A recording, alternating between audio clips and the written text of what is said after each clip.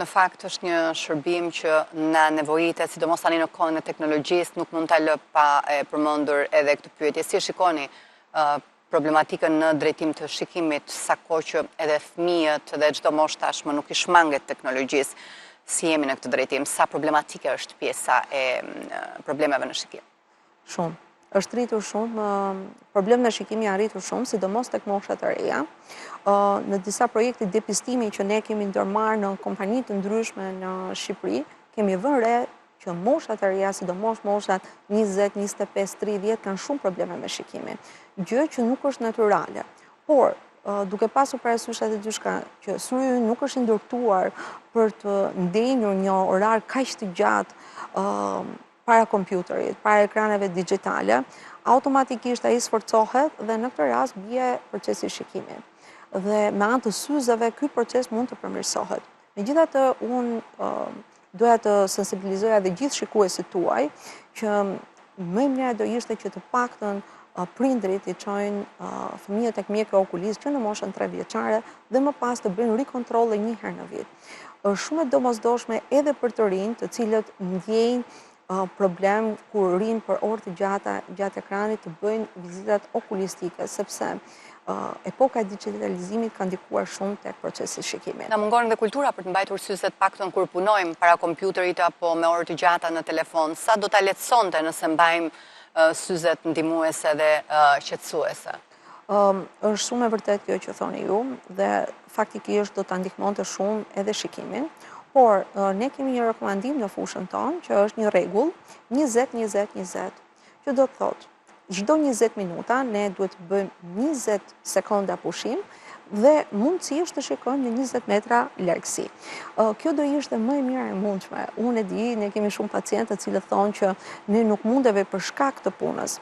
Por është një gjë që do ta ndihmoj shumë syrin tuaj, sidomos në procesin afatgjat, por mbajtja e syzeve është thelbësore, sidomos me trajtimet e duhura që i mbrojnë syrin tonë nga rrezet që emetohen nga telefoni, nga kompjuteri, për të mbrojtur sa më tepër që të jetë e mundur. Si duhet ta fusim edhe në kultura që në shkollë pjesën e edukimit për shikimin dhe kujdesin? Tashmë, legjislacioni shtetit shqiptar ka bërë që fëmijët kur regjistrohen në klasë të parë duhet të kryejnë patjetër kontrollin pranë mjekut okulist dhe me anë të këtij kontrolli ato ta paraqesin për regjistrimin e fëmijëve në shkollë.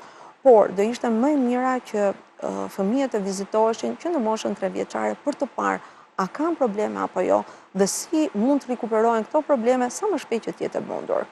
Ndërkohë, si të dallojmë syzet origjinale dhe cilësore nga ato që qarkullojnë? Flasim pak për këtë problematik. Ne jemi dëshmitar kudo, në rrugë, në plazhe, në ambiente të ndryshme që tregtojnë syze me çanta. Sa ju dëmton tregtia informale? Faleminderit shumë që e preke këtë pikë, sepse kjo është një pikë me thënë të drejtën që ne që punojmë dhe kemi vite që punojmë në mënyrë shumë të rregullt ndaj klientit dhe të japim atij një cilësi optimale, janë pikërisht persona të tillë të cilën vënë në pyetje më pas besueshmërinë e klientit. Unë do doja që të sensibilizoja gjithë publikun që një në radh parë mos të kenë tendenca që të blejë syze, sidomos në plazh, në thojza syze të vjedhura, sepse ato janë syze imitacion, nuk janë syze as pak origjinale, dhe syzet origjinale mund t'i gjejmë vetëm në dyqanet e licencuara optike, në asnjë pikë tjetër. Dhe më pas do thoja që këto syze në termen afatgjat ato e dëmtojnë shikimin, sepse syri në qoftë se ti nuk vendos një lente origjinale, atëherë syze në termen afatgjat, syri në termen afatgjat, pupila do të hapet më tepër dhe më shumë rrezet të dëmshme UVA dhe UVB do integrohen në syrin tonë, duke na shkaktuar një dëm, jo në mënyrë të menjëhershme, por në termen afatgjat. Dhe kjo është shumë e rëndësishme. Parikuperueshëm, kam përshtypjen. Ka një element që ne mund t'i dallojmë syzet origjinale nga ato?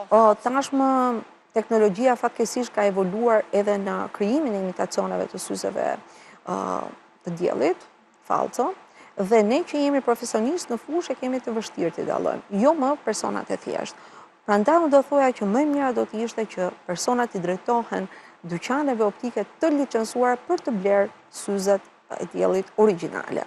Tashmë ka edhe syze dielli origjinale të markave jo të njohura, por i ofrojnë të gjitha filtrat mbrojtës. Edhe me çmime. Dhe me çmime shumë të përballshme. Pra s'do të thotë që kur shkojmë tek një optik, do të gjejmë tek një dyqan e licencuar optik, do gjejmë vetëm të shtrenjta, sigurisht që ka për çdo lloj shtrese. Ne pranë filialeve tona ofrojmë një gamë shumë të gjerë për të gjithë klientët. Pra qoftë për gamën e klientelës që kërkon një syze të shtrenjtë, por edhe për atë që kërkon një syze mesatare. E rëndësishme është për klientin që syri i tij të jetë i mbrojtur. Sidomos në vendin tonë, që është një vend me shumë diell, ku ne kemi rreth 260 ditë në diell, me diell në vit, atëherë do ishte më e mira që syze e diellit të mbahet gjatë gjithë kohës, që syri të ketë një mbrojtje optimale.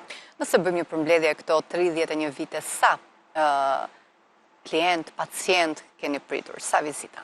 Ne kemi vizituar tashmë rreth 300-310.000 klient këto 31 vite, ku shumë prej tyre kanë ardhur tek ne fëmijë dhe tashmë vinë tek ne përsëri me fëmijët e tyre. Si ja dilni që të mbani besimin e këtyre klientëve që nuk ju ndrojnë me të tjerët në treg, çelësi i suksesit dhe veçanta i Ital Optik?